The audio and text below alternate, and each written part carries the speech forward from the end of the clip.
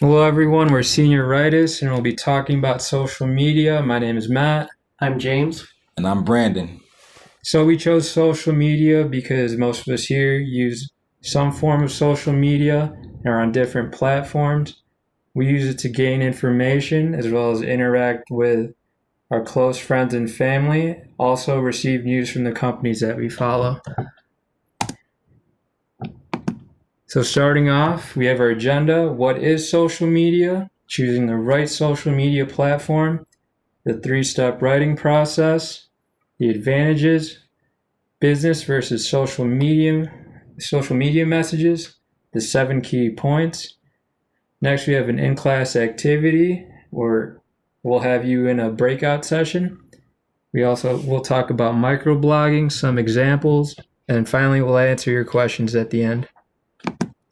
So what is social media? Social media is a form of electronic communication through which users create online communities to share information, ideas, personal messages, and other content. This was defined by Merriam-Webster. Next, we have this infographic of choosing the right social media platform for your business. So this is a good infographic where it asks who is your audience, how can you reach them, and then what are your goals. And with this infographic, it tells you the demographics of each platform, the purpose, what it's best for, and then the downside of it. It also includes the platforms of Facebook, Twitter, Pinterest, YouTube, LinkedIn, Instagram, and then Google+. And then more in depth, we're going to talk about the three-step writing process and how to use that in a social media message. So first step is to plan. You got to know your crowd, know your purpose, and know the scope while you're writing it. And then next step is to write. So you want to plan each message and make it your own style, and then provide information that has been researched and is credible. And to complete it, you want to reread, proofread, and then after you feel satisfied that you've used all these steps, feel free to post it. And then next slide, we have the advantages of social media. So the business communication applications of social networks are important and diverse. Some major uses include collaborating, gathering market intelligence, recruiting employees, connecting with business partners, marketing, and then fostering brand communities. Next up, we have a slide about business messages versus social media messages. So a business message is more formal. It includes important news. You can use a direct or indirect approach, and these usually need attention right away. Whereas the social media message is more informal, it's more interactive, more conversational, includes big announcements, and will usually reach a larger audience. Now I'm going to turn it over to James, where he talks about the 7 key points. Hello, my name is James, and I will be discussing the 7 key points for using social media.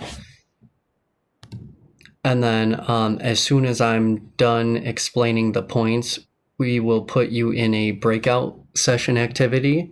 And in that activity, you will be asked to define what do you think is the most important point out of the 7 key points and why? And then when you get out of your breakout session, we will give you a more in-depth explanation of the 7 key points. The first key point is remember that it's a conversation, not a lecture or a sales pitch. Companies that try to maintain the old we talk, you listen mindset are likely to be ignored in the social media landscape. And then also, social media has put a new spin on the age-old practice of word-of-mouth communication. Next, I will explain to you to write informally but not carelessly. Write as a human being, not as a cog in a faceless corporate machine. At the same time, don't get sloppy. No one wants to slog through misspelled words and half-baked sentences to find the message. Next, create concise, specific, and informative headlines. Avoid the temptation to engage in clever wordplay with headlines. Furthermore, this advice applies to all forms of business communication, of course, but it is essential for social media. And then also search engines won't know what they mean either. So fewer people will find your content. Next, you want to get involved and stay involved. Social media, understandably, make some business people nervous because they don't permit a high level of control over messages. However, don't hide from criticism. It can be valuable feedback. And then also take the opportunity to correct misinformation or explain how mistakes will be fixed. Furthermore, if you need to promote something, do so indirectly. Just as you shouldn't impose on people with a sales pitch during an informal social gathering, refrain from promotional efforts in social media as well. Also, be transparent and honest.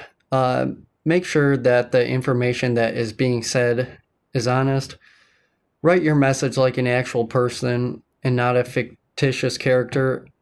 Honesty goes a long way, so be honest. And then lastly, think before you post. Individuals and companies have been sued because of careless posting. And also, to be safe, assume that every message you post will be read by people far beyond your original audience. I also have the THINK acronym, which does a pretty good job on explaining how you should essentially craft your message. Is it true? Is it helpful? Is it inspiring? Is it necessary? And is it kind? Next up is Brandon, and he will be discussing the business use of Twitter and other systems. Hello, I'm Brandon, and these are the business uses of Twitter and other microblogging systems. First and foremost, microblog is a variation on blogging in which messages are sharply restricted to specific character counts. Twitter is the best known of these systems, but many others do exist. Microblog messages often involve short summaries or teasers that provide links to more information.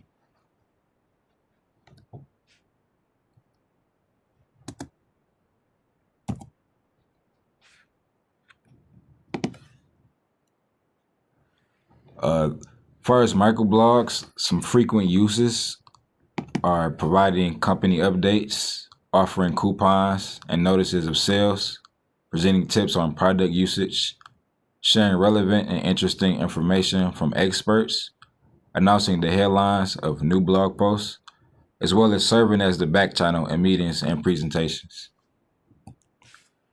Furthermore, here are a few tips for effective business blogging and microblogging. Don't blog without a clear plan. Make it about your audience and the issues important to them. Respond to criticism openly and honestly. And lastly, listen and learn.